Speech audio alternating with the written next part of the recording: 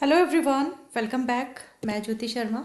इस वीडियो में आपके लिए विलियम कूपर की poem on receipt of my mother's picture लेकर आई हूँ। तो चलिए स्टार्ट करते हैं, टाइम वेस्ट नहीं करते। सबसे पहले जैसे कि हम शुरुआत करते हैं पोएम के बारे में थोड़ा सा जानकारी इकट्ठा करते हुए। तो विलियम कूपर की जो पोएम है on receipt of my mother's picture, actually it was first published in 1798, okay, in a collection title two poems. तो ये दो चीज़ आपको याद रखनी है, नोट कर लीजिएगा कि on receipt of my mother's picture जो है ये फर्स्ट टाइम पब्लिश हुई थी 1798 में, वो भी कलेक्शन टाइटल टू पोएम्स में। ओके, ऊपर का ही है ये। और फिर बाद में ना 1926 में आ रीप्रिंट और scholarly edition of Cooper's work was produced by J Johnson at the Clarendon Press in Oxford, बाद में 1926 में। तो ये याद रखना, बाद में 1926 में, पहले 1798 में। ओके, ठीक है। कूपर्स पर्सनल लाइफ, कूपर की जो पर्सनल लाइफ थी ना, marked by grief and loss, had a significant impact on his poetry. इनकी पोइट्री के ऊपर सबसे ज़्यादा जो असर रहा वो रहा इनकी लाइफ के अंदर जो इन्होंने पर्सनल लॉस फेस किए हैं। पर्सनल लॉस का मतलब ये नहीं है कि ये कोई बिजनेसमैन थे इनका उसमें लॉस हो गया, नहीं। एक्चुअली इनकी लाइफ में इनके साथ हुआ क्या था, देखिए। इनकी माँ थी एने कूपर, उनकी डेथ हो गई थी जब कूपर सिर्फ 6 साल के थे। 1737 की बात है ये। तो ये जो उनका लॉस था ना, पर्सनल लॉस, ये एक वजह बना उनकी पोइट्री के लिए। उनकी पोइट्री के ऊपर मतलब इसका बहुत ज़्यादा फ़र्क था, क्योंकि बहुत ज़्यादा इमोशनल ट्रॉमा से गुजरे थे ये, बहुत ज़्यादा इमोशनल इम्पैक्ट हुआ था उनके ऊपर इस चीज़ का। तो क्या हुआ, एक बार 1790 में जब कूपर 58 ईयर्स के हो गए थे, उस समय उनकी कज़िन एन बॉडम जो है, उन्होंने एक पोर्ट्रेट भेजा उनकी माँ का। उनकी माँ का बना हुआ एक पोर्ट्रेट, एक चित्र था, वो भेजा इनके पास में। और जैसे उन्होंने इस पोर्ट्रेट को देखा ना, तो कूपर ने बहुत ही कनेक्टेड फील करा दोबारा से अपनी माँ के साथ। ऐसे लगा उन्हें कि जैसे उनकी माँ जो है वो उनके सामने ही आ गई हो एकदम से। हाँ, और उन्होंने कहा उस पोर्ट्रेट को देखकर कि he would rather have the picture than the richest jewel in the British crown. जैसे उनके पास में ना, मतलब ये समझिए ब्रिटिश क्राउन के अंदर जैसे हीरे मोती जवाहरात लगे हुए होते हैं, उससे भी महंगी चीज़ जैसे उन्होंने पा ली हो।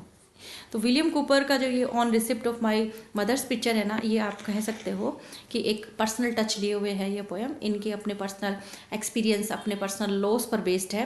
तो चलिए स्टार्ट करते हैं, टाइम पास नहीं करेंगे ज़्यादा से कि इसी के ऊपर ही और आगे स्टडी कर लेंगे ना इसके बारे में। तो लेकिन पहले लाइन बाय लाइन एक्सप्लेनेशन कर लेते हैं। ओके, चलिए। वेरी फर्स्ट लाइन बहुत इमोशनल पोएम है और बहुत ही टचिंग है। तो ध्यान से आप सुनेंगे ना तो आप अपने आप को भी रिलेट कर पाएंगे इससे। एक्चुअली देखिए, मैं ये नहीं कहती कि आपकी लाइफ में कोई ऐसा हो जो आपको, आपका नियर डियर हो, जो आपको कभी छोड़कर चला गया हो, जिसे आप इससे कनेक्ट करें। लेकिन मैं ये ज़रूर कहना चाहूँगी कि इसकी जो लाइन्स है ना, उनको अगर आप गहराई के साथ पढ़ेंगे तो आपको टच ज़रूर होंगी। देखो, O that those lips had language. आप देखना, सुनना, सुनने से ही ना आपको लगेगा कि जैसे आपके ही बारे में कुछ बात हो रही हो, कि आप जैसे किसी चीज़ से कनेक्टेड फील कर रहे हो कि O that those lips had language, life has passed with me but रफली since I heard the last. कहते हैं ओह काश उन होठों में भाषा होती।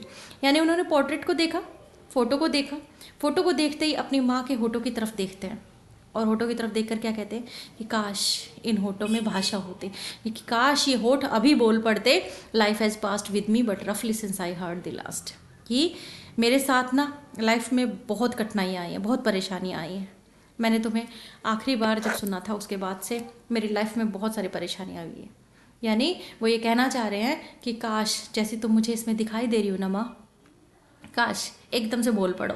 यानी ये पोर्ट्रेट जो है, मुझे ऐसा लग रहा है कि जैसे तुम खुद ही हो, और ये जो होठ हैं जो कुछ बोल नहीं पा रहे हैं, काश ये बोल लें। क्योंकि जब तुम मेरे से आखिरी बार बोली थी, उसके बाद से लेके अब तक मैंने मेरी ज़िंदगी में बहुत सी परेशानियों का सामना किया है। दोज लिप्स आर दाइन, दोज लिप्स आर दाइन, दाई ओन स्वीट स्माइल आई सी। कि ये जो होठ तुम्हारे हैं, तुम्हारी मीठी मुस्कान जो है ना, वो मैं देखता हूँ। The same that oft in childhood solaced me. Oft यानी often, it is an archaic word. कि वो ये जो मुस्कान है ना, ये वो कि वही है सेम। अब देखिए पिक्चर में देख रहे हैं वो एक पोर्ट्रेट के अंदर देख रहे हैं स्माइल बनी हुई है फेस के ऊपर, उस स्माइल को देख के कहते हैं कि ये स्माइल वैसी की वैसी ही स्वीट है जैसी कि उस समय हुआ करती थी जब मैं चाइल्डहुड में था, और चाइल्डहुड के अंदर ये स्माइल जो है वो मुझे सोलाइज किया करती थी। इसका मतलब वो मुझे सांत्वना दिया करती थी, या कहिए कि मुझे ये जो जो है ना कंफर्ट जो फील हो रहा है आपकी स्माइल को देख के, ये कंफर्ट मुझे उस समय फील हुआ करता था चाइल्डहुड में जब आप मुझे देख के स्माइल किया करती थी, है ना। सोलेट्स का मतलब कंफर्ट देना, सांत्वना देना, तसल्ली देना, राहत देना।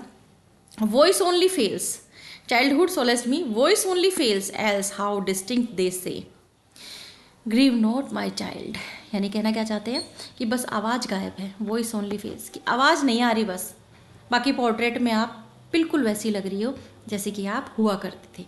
तो देखो 6 साल का छोटा सा बच्चा जिसने अपनी माँ को आखिरी बार देखा और उसके बाद वो हमेशा के लिए उससे जुदा हो गई, उस समय की कुछ छोटी मोटी धुंधली सी यादें अभी भी उसकी जहन में कहीं है, और उस पोर्ट्रेट को देख कर, अपनी माँ की उस तस्वीर को देखकर वो जो यादें हैं वो फिर से ताज़ा हो जाती हैं, और उनको रिलेट करते हैं वो कि आवाज़ नहीं आ रही है माँ, आवाज़ गायब है क्योंकि आप फोटो में हो। How distinct they say grieve not, कि आवाज़ नहीं है, वरना आप मुझे साफ साफ ये कह रहे होते ग्रीव नॉट, कि चिंता मत करो मेरे बच्चे, chase all thy fear away, कि मेरे बच्चे अपने सारे डर जो है उनको दूर कर लो, चिंता मत करो।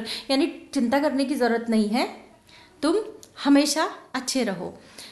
कहने का मतलब कि तुम मुझसे बस कहने ही वाली हो, मुझे ऐसा लग रहा है कि तुम्हारे फेस पे जो स्माइल है, तुम्हारे होठों पे जो हंसी है, ये होठों पे हंसी वैसी की वैसी है जैसी सेम चाइल्डहुड में हुआ करती थी, और मैं उस मुस्कान को देखकर अपने आप को बहुत तसल्ली दिया करता था।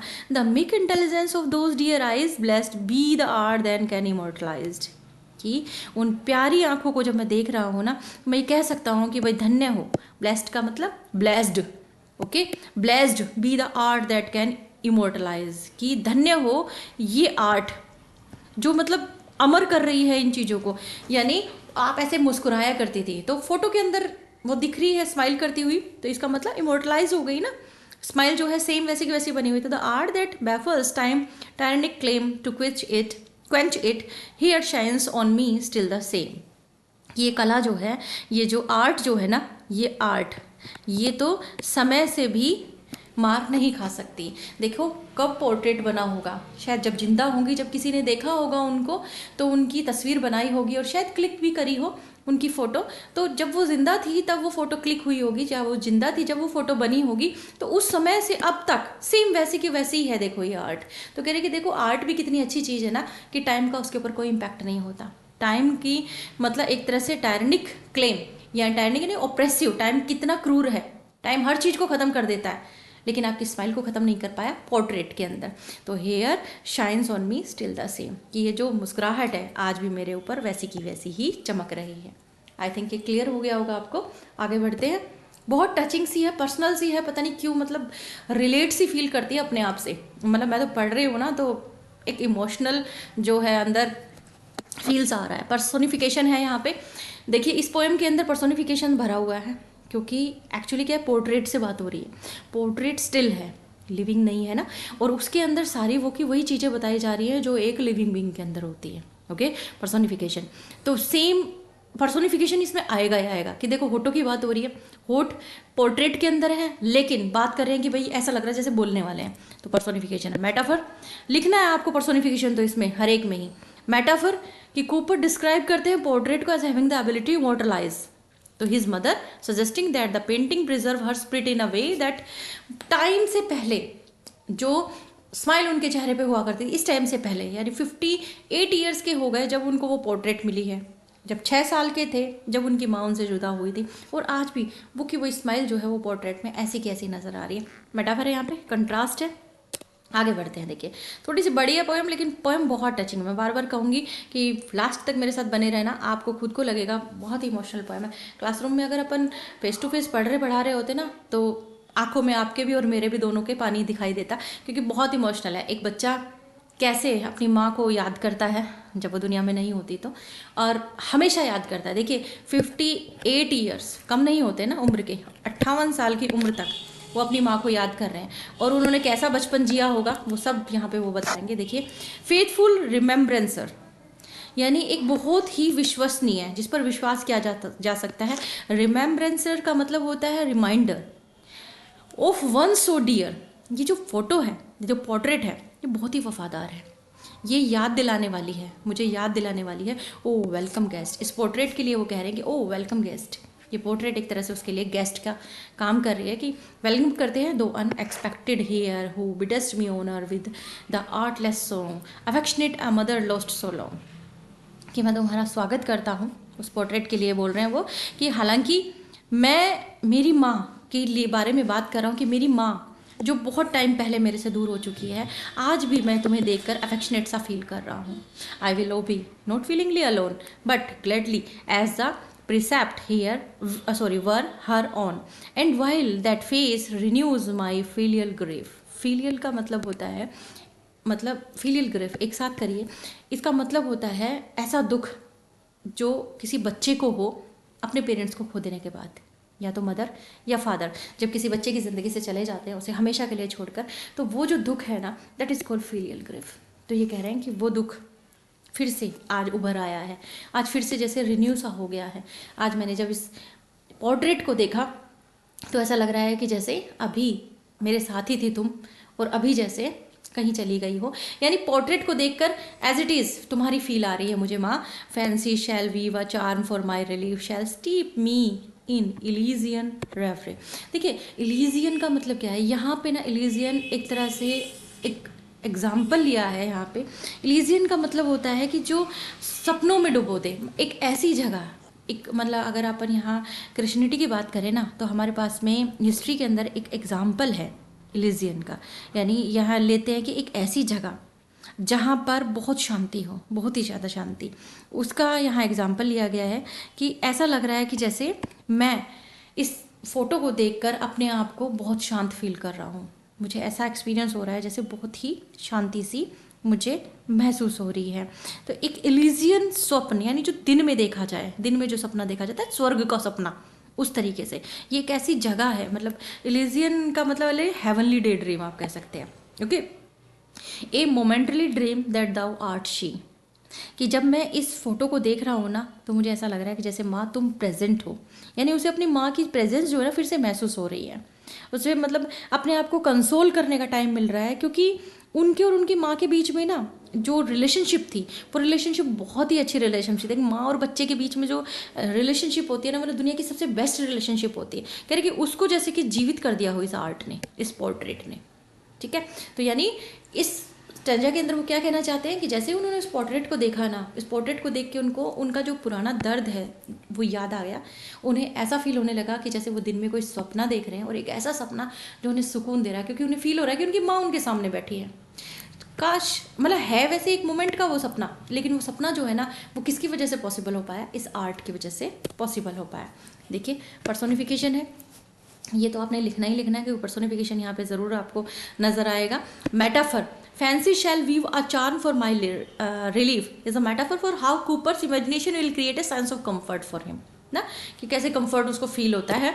आगे देखिए, my mother when I learn that thou wast, ये इसका मतलब वर्क होता है, आर्केइक वर्ड है ये, दाउ भी आर्केइक वर्ड है, डेड।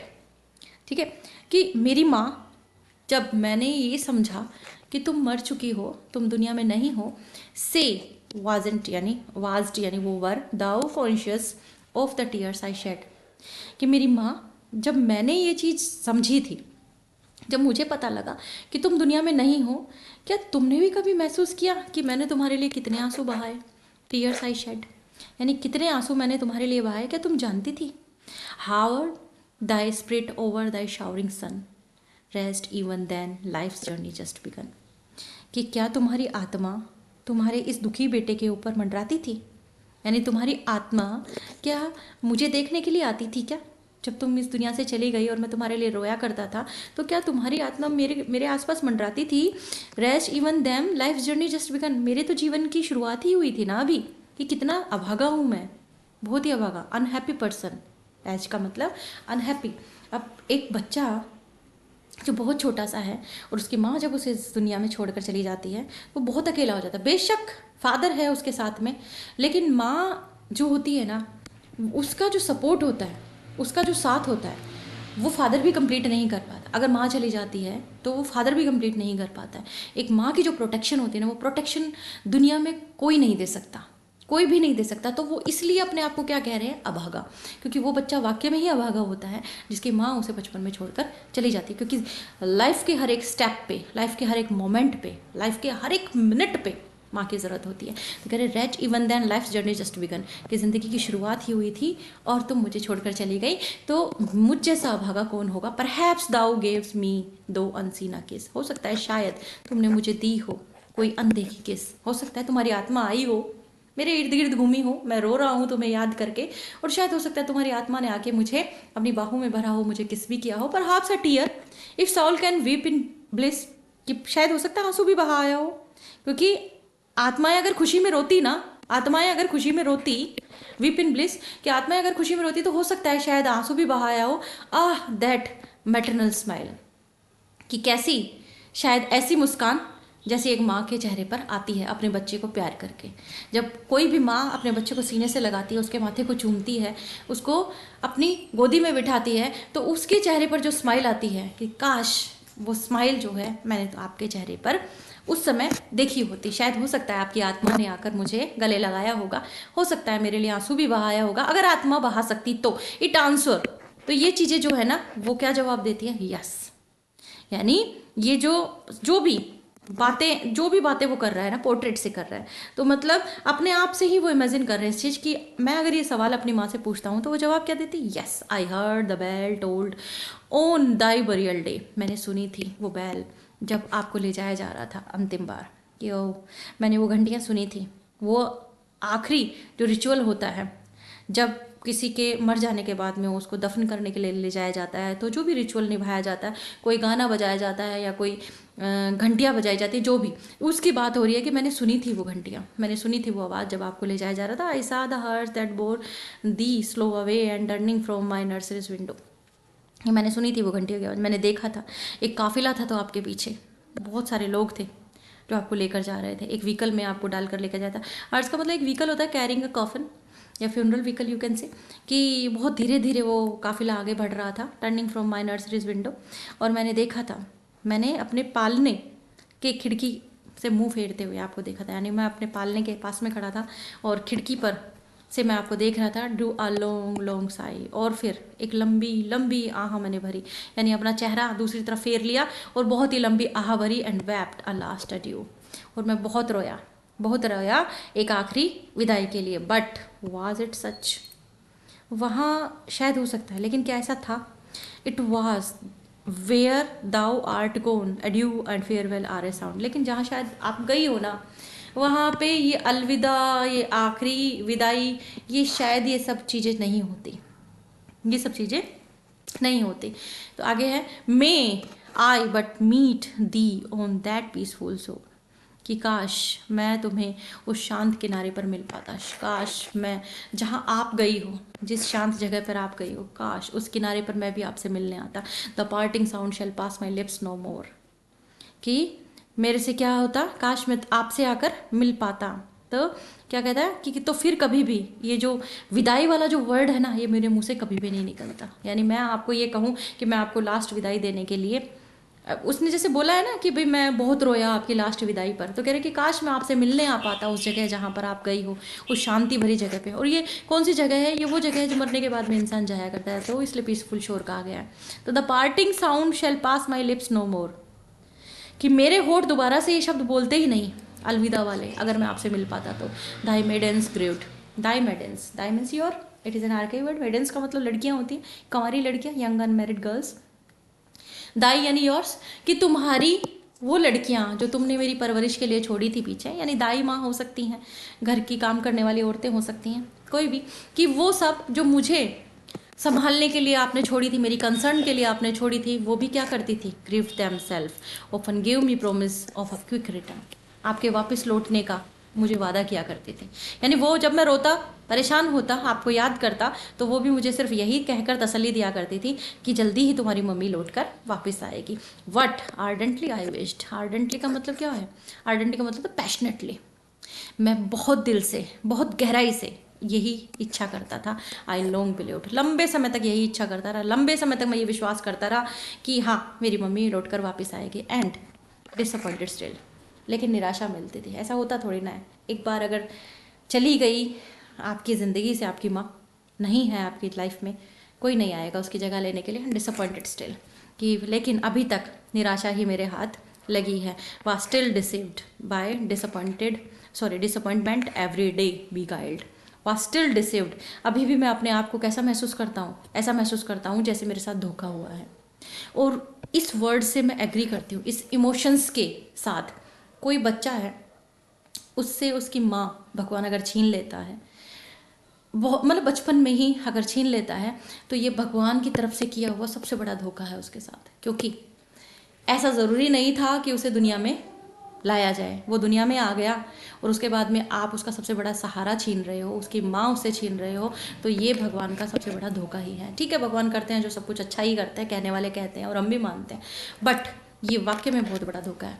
ऐसा नहीं करना चाहिए, मतलब ऐसा किसी के साथ भी नहीं होना चाहिए। Deceived by disappointment every day beguiled, dupe of tomorrow even from a child, thus many a sad tomorrow came and went। बहुत सारे ऐसे दिन आए, मतलब दुखों का खाता कभी खत्म ही नहीं हुआ। Till all my stock of infant सोरो स्पेंड, कि मेरी पूरा बचपन निकल गया दुख में, मेरे दुख के खाता कभी खत्म ही नहीं हुआ। परेशानियां हमेशा देखी। जब भी मैंने दूसरे को, किसी भी बच्चे को अपनी माँ से लिपटते हुए, उस माँ को दुलार करते हुए, प्यार करते हुए जब भी देखा, मेरा दिल हमेशा दर्द से भर गया। कभी भी मुझे ये तसल्ली नहीं मिली कि मेरे सर पर किसी ने हाथ फेरा हो, मुझे किसी ने सीने से लगाया हो। तो मेरा बचपन जो है वो कैसा निकला? A sad tomorrow came and went, कि हर एक कल आता और चला जाता, हर एक कल आता और चला जाता, लेकिन मेरा जो स्टॉक है वो कभी ख़त्म नहीं होता। I learn at last submission to my lord, but though I less deplored thee never for God.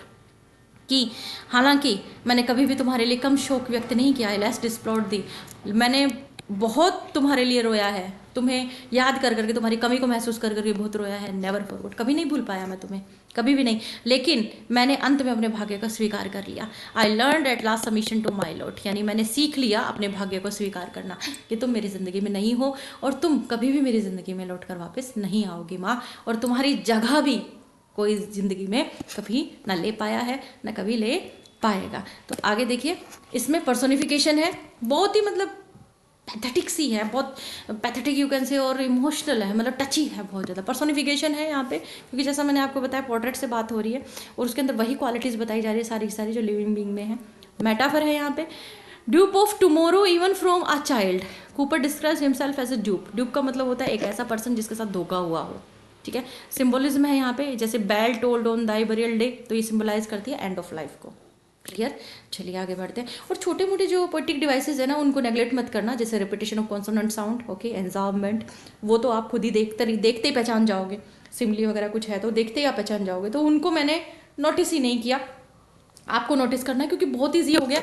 आप मेरे साथ पढ़ते पढ़ते इतने आगे निकल ही आए हैं कि अब आपको एक्सपीरियंस हो गया होगा, देखते ही आपको समझ में आ जाता होगा जहाँ तक है, क्योंकि मैं तो ऐसा विश्वास करती हूँ कि आपको सच में समझ में आ गया होगा देखते ही। तो देखिए आगे क्या कहते हैं कि वेयर वंस वी ड्वेल्ट, कि जहाँ हम पहले रहते थे।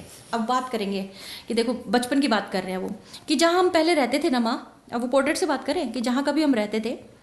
Our name is heard no more, वहाँ अब हमारा नाम नहीं सुनाई देता, वहाँ पर अब हमारा कोई नाम नहीं है। अब देखो ये जो लाइन है ना, इस लाइन का बहुत ही गहरा मीनिंग है, बहुत ही गहरा मीनिंग है।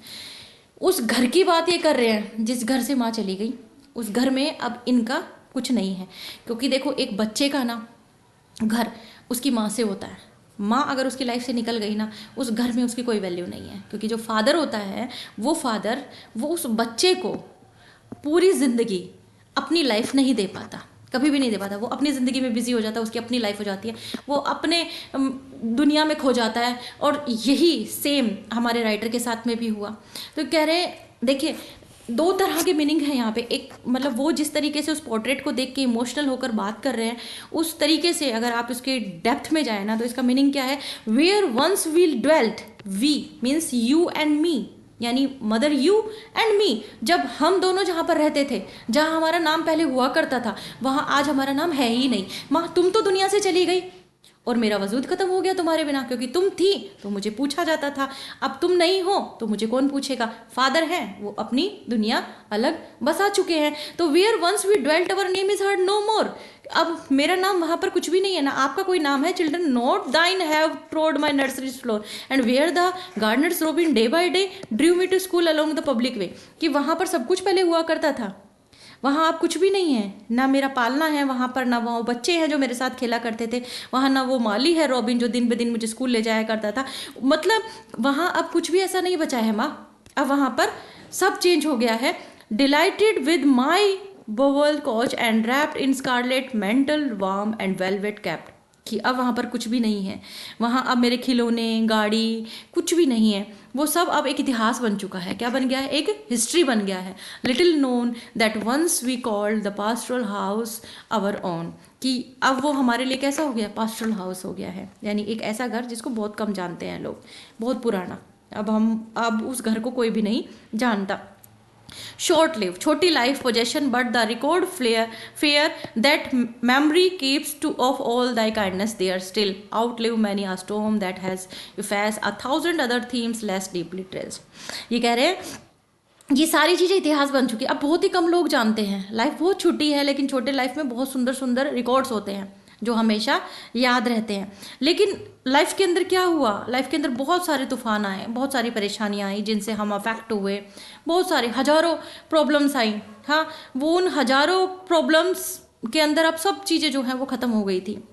वो thy nightly visit of to my chamber made, वो जो तुम रात को आया करती थी मेरे कमरे में जब मैं सोता था, कि जब तुम रात को आती थी लास्ट मेरे को बाय बोलने के लिए, लास्ट मेरे को गुड नाइट बोलने के लिए, कि दाई नाइटली विजिट, कि तुम्हारी रात की जो विजिट होती थी मेरे चैम्बर में, that thou might know me safe and warmly laid, वो जो विजिट है वो मुझे सेफ फील कराया करती थी। वो मुझे कैसा फील कराती थी? बहुत ही अपनापन महसूस कराती थी, मुझे सुरक्षित फील कराती थी। मुझे ऐसा लगता था तुम्हारे प्यार की गर्माहट मेरे साथ है, कि माँ तुम आती थी जब मैं सोता था तो मुझे आकर प्यार से मेरे सर पर हाथ फेरा करती थी और मुझे गुड नाइट बोलकर जाया करती थी। गुड नाइट या फिर शुभ रात्रि, जो भी XYZ आप समझे। अब ये क्रिश्चियनिटी से बिलोंग करते हैं और वहाँ के रहने वाले हैं। वहाँ पर लास्ट जो रात को जब बच्चा सोता है फोरहेड पे किस करके गुड नाइट बोलना है। अपने इंडियन ट्रेडिशन के अंदर भी, सॉरी अपने इंडियन यहाँ में भी ये इसी तरीके से होता है, ट्रेडिशन नहीं कह सकते, अपने यहाँ पर भी इसी तरीके से होता है। छोटा बच्चा बेबी जब सोता है, सोने के बाद में माँ ज़्यादा ही लाड लडाती है बच्चे के। तो देखिए आगे, thy morning bounties ere I left my home, ere means before, morning bounties ere यानी बिफोर। ये क्या कह रहे हैं? अब वो मुलाकातों के बारे में बता दिया कि तेरी सुबह की जो बाउंटीज थी, यानी सुबह जो तुम मुझे गिफ्ट दिया करती, गिफ्ट यानी मेरे लिए सुबह जो तुम काम किया करती थी बहुत सारे। अब जैसे एक माँ अपने बच्चे के लिए क्या क्या करती है? बहुत कुछ करती है। उसको उठाएगी, दूध बना के देगी, दूध पिलाएगी, उसको ब्रश करवाएगी, उसको नहलाएगी धुलाएगी, स्कूल के लिए तैयार करेगी, टिफिन रखेगी, उसे स्कूल तक छोड़कर आएगी, लेकर आएगी, उसकी पसंद का खाना बनाएगी, रूठेगा तो मनाएगी। तो इस तरीके की जो बाउंटीज है, that is bounties means gifts. ये गिफ्ट है एक माँ जो अपने बच्चे के लिए करती है, वो भगवान की तरफ से दिया गया गिफ्ट है। तो वो जो सुबह सुबह जो तुम मेरे लिए क्या करती थी ना, before I left my home, school जाने से पहले, जब मैं घर छोड़ता था उससे पहले जो तुम मेरे लिए क्या करती थी ना, द बिस्किट और confectionery plum fragrant water on my cheek bestowed by thy own hand, जो तुम अपने हाथ से बिस्किट मीठी गोलियां बना बना के खिलाती थी, और जो मेरे गालों के ऊपर कुछ ऐसा फ्रेगरेंस वाला कुछ लगाया करती थी, कुछ भी। Pregnant water on my cheeks का मतलब है कि कुछ भी मेरे गालों पर लगाया करती थी, जैसे बच्चे को नहलाकर लेकर आई और लोशन वगैरह लगाया, कुछ भी बाय द ओन हैंड, अपने हाथ से, till fresh thy shone and glowed, ताकि मैं बिल्कुल फ्रेश अप रहूँ हमेशा। All this and more endearing still than all thy constant flow of love, ये सारा का सारा क्या था? तेरा प्यार जो कभी नहीं रुका। दैट न्यू नो फॉल, कभी नहीं रुका माँ, हमेशा फील किया मैंने। Never found by those cataracts and breaks that humour interpose too often makes, कि कभी कभी ऐसी चीज़ें ना, मतलब सब चीज़ें क्या लगती है, ऐसे लगती है कि जैसे मजाक सा ही मेरे साथ हो गया कि तुम नहीं रही। All this still legible in memory page, लेकिन सबका सब क्या था? लेजिबल। लेजिबल का मतलब क्या होता है? इसका मतलब है क्लियर, सबका सब क्लियर था मेरी मेमोरी के पेज में, मेरी यादों के अंदर सब क्लियर था, हमेशा पढ़ा जा सकता था। कोई मेरी यादों के अंदर अगर घुसकर देखे ना, तो तुम हमेशा थी माँ। And still to be so, still यानी हमेशा के लिए, and still to be so, और हमेशा के लिए, टू माई लास्ट एज, मेरी लास्ट तक, जब तक मैं जीऊँ, जब तक मैं लास्ट सांस लूँ तब तक, सच adds joy to duty, makes me glad to pay such honors to thee as my numbers may, perhaps a frail memorial but sincere, not scorned in heaven though little noticed here। कि कहते कि जो जो कुछ भी है ना मेरी लाइफ के लास्ट तक वो तुमसे जुड़ा है, मुझे तुमसे जुड़ी हुई हर चीज़ खुश करती है, तुझसे वो जो मुझे प्रोटेक्शन मिलती थी वो सब मैंने तुम्हें बताई है। Such honours to thee as my numbers में, मतलब ये जितनी भी पोएम्स मैंने लिखी है ना नंबर्स में, या नंबर्स जो वर्ड यूज़ किया अपनी पोएम्स के लिए, कि जो भी मैंने ये पोएम्स लिखी है ना ये सच सब की सब ऐसा लगती है कि जैसे मैंने तुम्हें याद करते हुए लिखी है। ये एक तरह से मेरे लिए ऑनर की बात है। तो आगे बढ़ते हैं। देखिए यहाँ पे मेटाफर है, पर्सोनिफिकेशन तो है ही है, वो तो आपने मेंशन ही करना है। मेटाफर देख लीजिए, record fear that memory keeps is a metaphor for how memories act as lasting record, कि किस तरह यादें जो है ना वो हमेशा के लिए जीवन में बन जाती हैं। कॉन्ट्रास्ट है, the poet contrast the short lived possession of the house, कि थोड़े दिन के लिए हम उस घर में रह पाए, दैट इज कंट्रास्ट, जबकि घर जो होता है वो हमेशा के लिए होता है, और घर हमेशा के लिए होता है, लेकिन मदर जब उसकी चली गई तो वो घर भी उसके लिए चला गया, वो घर भी उसका नहीं रहा। आगे देखिए, could time his flight reversed, could time his flight reverse, could time मतलब क्या समय, क्या समय हिज फ्लाइट रिवर्स, क्या समय वापस लौट कर आ सकता है, क्या समय एक बार वापस से रिवर्स हो जाए, रेस्टोर द हाउस, दोबारा वो घंटे आ जाए, when playing with thy vested tissues flower, जब मैं तुम्हारे पल्लू के साथ खेला करता था, जिस पल्लू के अंदर फूल बने थे वॉयलेट पिंक जैस्मिन के, I pricked them into paper with a pin, मैं खेला करता था तुम्हारे सामने बैठकर, एक पिन लेकर, कागज लेकर उसमें चुभोता रहता था, and thou was happier than that, सिर्फ एक मतलब खेल का तरीका बताया है, इसका कुछ अप्रोप्रिएट मीनिंग नहीं है, सिर्फ एक खेल है कि क्या वो दिन लौट कर वापस आ सकते हैं क्या माँ, जब मैं तुम्हारी साड़ी के पल्लू के साथ खेला करता था, उसके ऊपर बहुत सारे फूल बने हुए थे, उनसे खेला करता था, उन फूलों को देखकर कागज पर बनाने की कोशिश किया करता था, and thou wasn't happier than myself the wild wood softly speak and stop my head and smile, could those few pleasant hours again appear, क्या ये खुशी के जो क्षण है वापस आ सकते हैं, वो समय जब तुम मुझसे ज़्यादा खुश थी, यानी मैं तो खुश था तुम्हारे साथ खेल के, तुम्हारे पल्लू के साथ खेल के, तुम्हारी कपड़े जो थे जिनके ऊपर ये फूल पत्ती बने हुए होते थे उनके साथ खेलकर मैं तो खुश था, लेकिन तुम मुझसे ज़्यादा खुश थी, धीरे धीरे बोलती, मेरा सिर सहलाती, धीरे धीरे से बोलती थी, उड़े सॉफ्टली स्पीक, वो धीरे धीरे बोलती, मेरा सिर सहलाया करती थी, तुम ज़्यादा खुश थी। हाँ, could those few pleasant hours again appear, क्या वो घंटे वापस आ सकते हैं, क्या वो खुशी के घंटे, प्लीजेंट सुख देने वाले घंटे वापस आ सकते हैं। Might one wish bring them, would I wish them here, कि क्या उन्हें वापस लाया जा सकता है, क्या मैं उन्हें लाना चाहता हूँ, यानी मेरी इच्छा है कि मैं उन्हें लाना चाहता हूँ कि वो वापस आ जाए। I would not trust my heart, मैं अपने दिल पर भरोसा नहीं कर सकता। द डियर डिलाइट, ये जो खुशी है ना, seems so to be desired perhaps I might but no but here. अब देखिए कितनी बड़ी बात कह रहा है ना ये, उसके ज़िंदगी के अंदर कितना बड़ा दुख है ये कि उसकी माँ उसके साथ नहीं है। तो कह रहे कि ये जो खुशी मुझे थोड़ी सी मिली है ना तुम्हारा पोर्ट्रेट देख के, मतलब मैं अपने दिल के ऊपर भरोसा नहीं कर सकता। ये जो खुशी है ना इससे भी मुझे डर लग रहा है कि पता नहीं कितनी देर के लिए है मेरे पास, मतलब ऐसा लग रहा है जैसे शायद कहीं चली ना जाए, ऐसा लगता है ये खुशी जो थोड़ी देर के लिए आई कहीं चली ना जाए। Perhaps I might but no but here we call our life is such so little to be loved and thou so much that I should ill requite thee to constrain thy unbound spirit into bond again. कि क्या कहना चाहता है, कि कह रहा है कि लेकिन यहाँ हम अपनी ज़िंदगी में कहते हैं जो कुछ भी कहते हैं, बहुत कम लोग ऐसे होते हैं, so little to be loved, हम अपनी लाइफ के अंदर चाहे जो कुछ भी कहते हैं, लेकिन ये चीज़ एक फैक्ट है कि so little to be loved, बहुत कम लोग होते हैं जो प्यार करने लायक हैं। और तुम है ना, एंड दाउ सो मच, सिर्फ तुम हो जो प्यार के लायक हो, that I should ill requite thee to constrain, तुम्हारा पक्ष ठीक से मतलब मैं चुका भी नहीं सकता, तुमने मुझसे इतना प्यार किया है। आई शुड इल रिक्वेट, कि इल रिक्वेट यानी रीपे, मैं रीपे भी नहीं कर सकता माँ, तुमने मुझसे जितना प्यार किया है ना, मैं उसका कुछ भी तुम्हें लौटा नहीं पाया, मैं तुम्हारे लिए कुछ भी कर नहीं पाया। और जो दुनिया में है so little to be loved, बहुत कम है जो प्यार करेंगे तुम्हारे जैसा कोई नहीं कर पाएगा, कोई नहीं है तुम्हारे जैसा। ठीक है, देखिए कंट्रास्ट है यहाँ पे, कूपर कंट्रास्ट करते हैं the life he now leads full of difficulty and impermanence with the eternal peace his mother now enjoy. वो अपनी माँ के बारे में बात कर रहे हैं। मेटाफर है unbound spirit, the idea of an unbound spirit is a metaphor for the freedom of the soul ना आफ्टर डेथ, कि मर जाने के बाद आत्मा जो है वो बिल्कुल आज़ाद हो जाती है। आगे देखिए, दाउ has a gallant bark, Dau as a gallant बाग, अब यहाँ पे वो बात करेंगे अपनी माँ के बारे में कि thou as a gallant bark from Albion coast. यहाँ कहीं वो इमेजिन कर रहे हैं कि उनकी माँ जो है वो एक ऐसी जगह पे जा चुकी है मरने के बाद जो बहुत ही पीसफुल एरिया है, वहाँ उनके ऊपर कोई बंधन नहीं है और वो खुश है, ऐसा वो इमेजिन कर रहे हैं। Thou means you as gallant bark from Albion coast. Albion coast England का कोई कोस्ट है जहाँ की बात की गई है।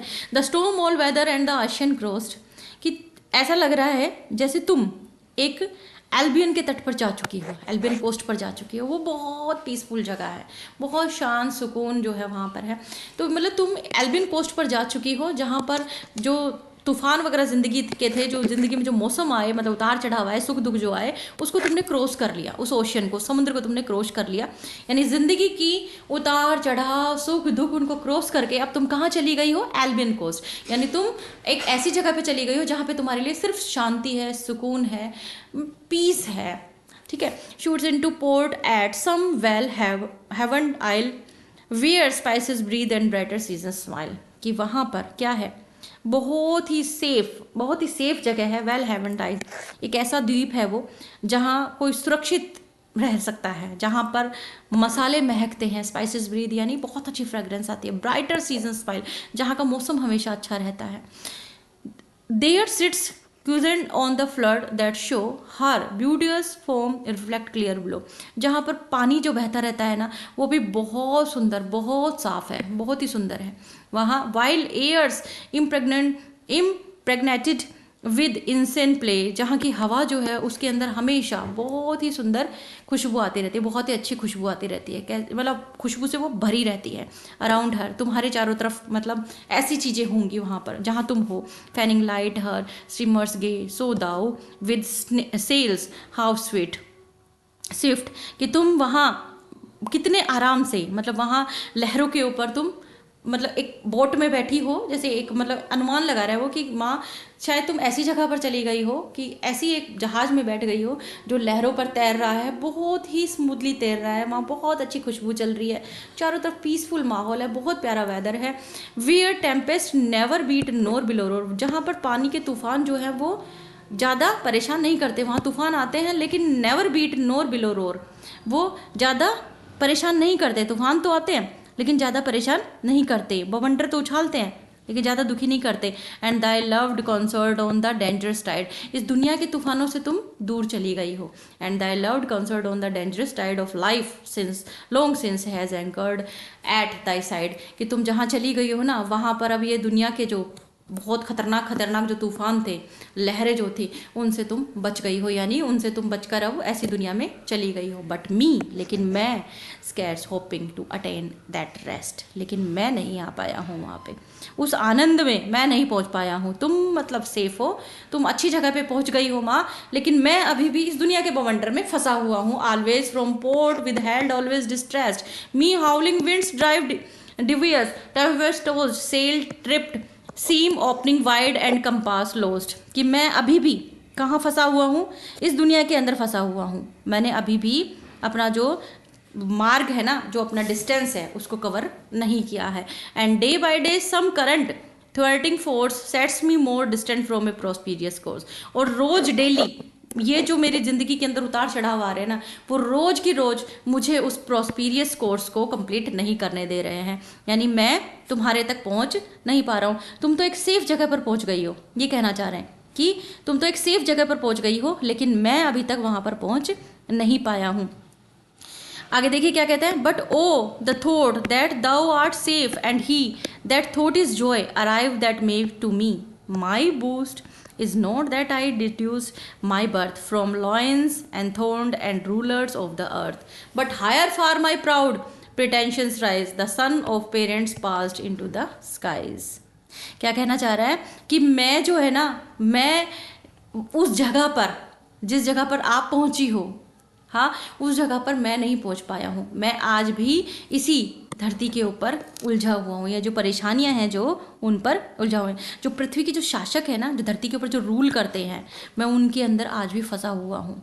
ये यही कहना चाह रहा है कि मेरा जो गर्व है, मेरा जो प्राइड है, वो ये है कि मैं तुम्हारे लिए कुछ लिख पा रहा हूँ, क्योंकि इसमें कहा है कि जो हमारे राइटर है ना, उनकी पोइट्री के ऊपर पूरा का पूरा इम्पैक्ट है जो है वो उनके पर्सनल लॉस का रहा है, और उनका पर्सनल लॉस यही सबसे बड़ा है कि उन्होंने बचपन में ही अपनी माँ को खो दिया था। देखिए आगे क्या है, and now farewell time unrevoked has run his wanted course, yet what I wished is done by contemplation's help, not sought in vain. I seem have lived my childhood over again. अब कहता है जो farewell का time है वो वापस नहीं आ सकता, अपना जो कोर्स है ना उसको कंप्लीट कर चुका है, फिर भी कह रहे कि जो मैंने चाहा वो मैंने पूरा किया। आई विश्ड इज डन, जो मैंने चाहा वो मैंने पूरा किया, यानी मैंने जो पोइट्री आपके लिए लिखनी थी वो मैंने लिखी बाय कंटम्पलेशंस हेल्प, कि किस चीज़ से, कंटम्पलेशंस के साथ में, यानी डीप थॉट के साथ में मैंने आपके लिए पोइट्री लिखी,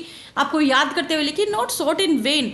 आई seems have lived my childhood over again, कि मेरा बचपन जो है ना वो ऐसा लग रहा है कि जैसे आज मैंने फिर से जी लिया हो। ये जो पोएम उन्होंने लिखी है उसके बारे में पूरा देखिए, पीछे भी उन्होंने पूरा का पूरा अपनी पोएम के बारे में ही लिखा कि मैंने ये जो कुछ भी मैं इस पोएम के अंदर लिख रहा हूँ तुम्हें याद करके लिख रहा हूँ, और माँ मुझे इस चीज़ का बिल्कुल भी वो घमंड नहीं है कि मैंने ये जो काम किया वो मैंने मतलब इस चीज़ को लेकर किया कि मैं कोई फेम लेना चाहता हूँ, बल्कि मैंने आपको याद करके किया। तो मेरे जो चाइल्डहुड है ना, ऐसा लग रहा है कि जैसे मैंने आज फिर से जी लिया, टू हैव रिन्यूड, जैसे रिन्यू हो गया सब कुछ, the Joy that ones were mine, वो खुशियाँ जो कभी मेरी हुआ करती थी आज लग रहा है कि जैसे मैंने उनको रिन्यू कर लिया, without the sin of violating time, and while the wings of fancy still are free, and I can view this mimic show of the time has but half succeeded in his theft, thy self removed thy power to soothe me left, कि तुम्हारी जो याद है जिसको मैं महसूस कर रहा हूँ, यानी उन खुशियों को मैंने जो महसूस किया है ना जो कभी मेरी थी,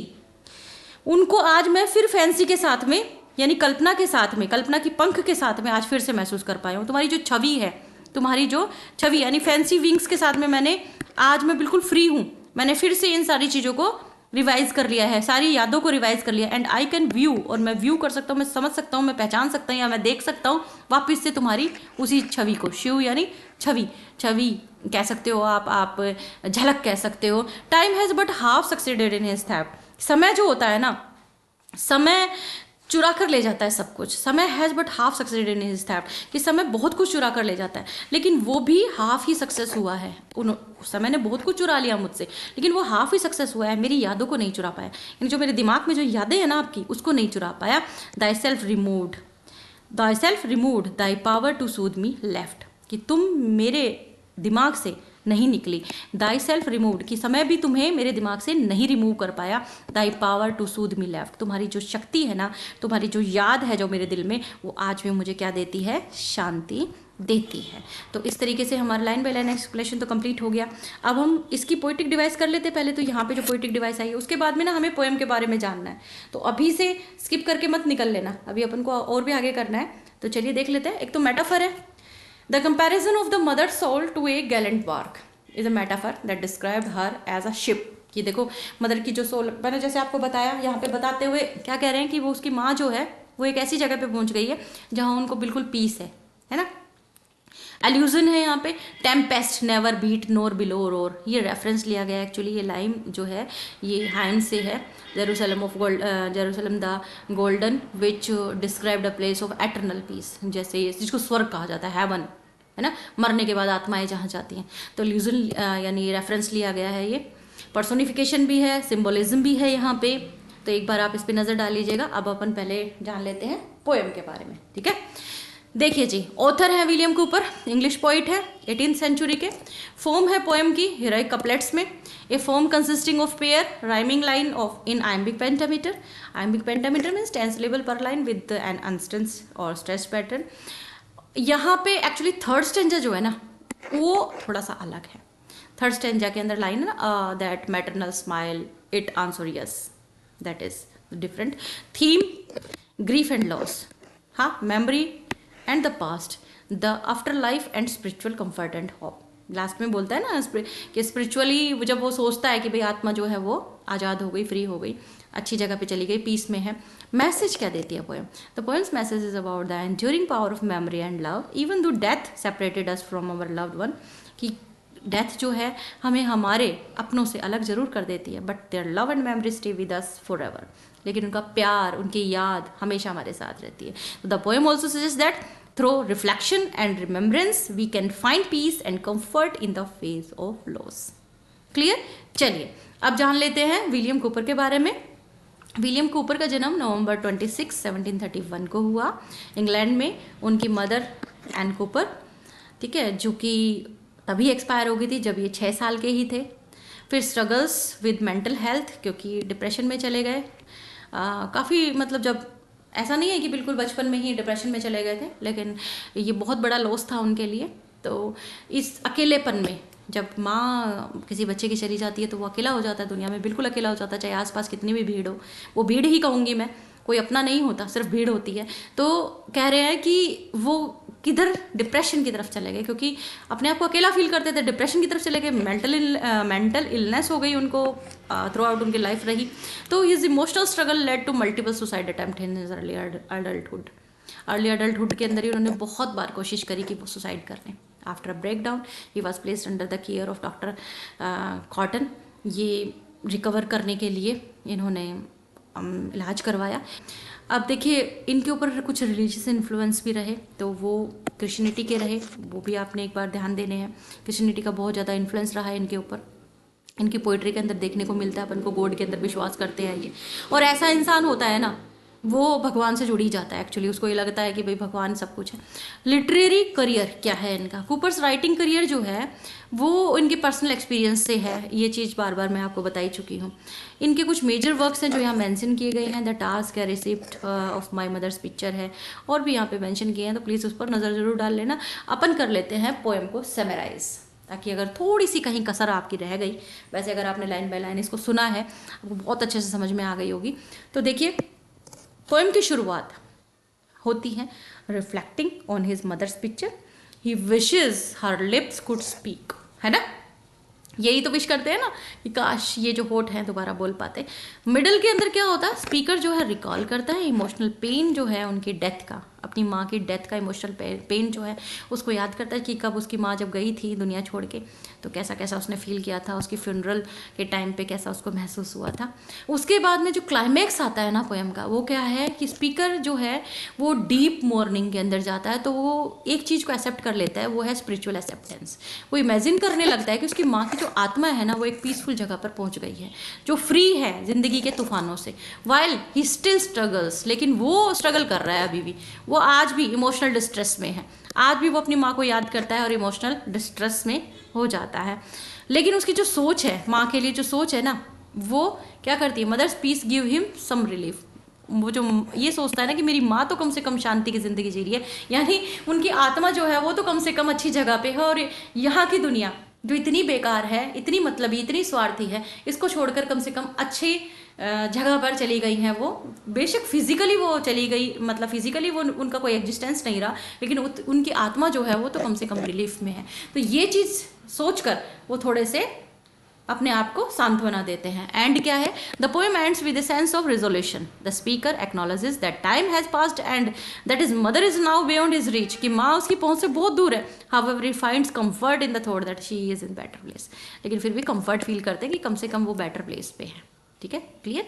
तो अगर वीडियो पसंद आया तो लाइक कर दो और शेयर ज़रूर करना अपने फ्रेंड्स के साथ पे, जो भी नीडी हैं उनके साथ में, और चैनल को सब्सक्राइब करके ऑल पर सेट कर लो। Thanks for watching.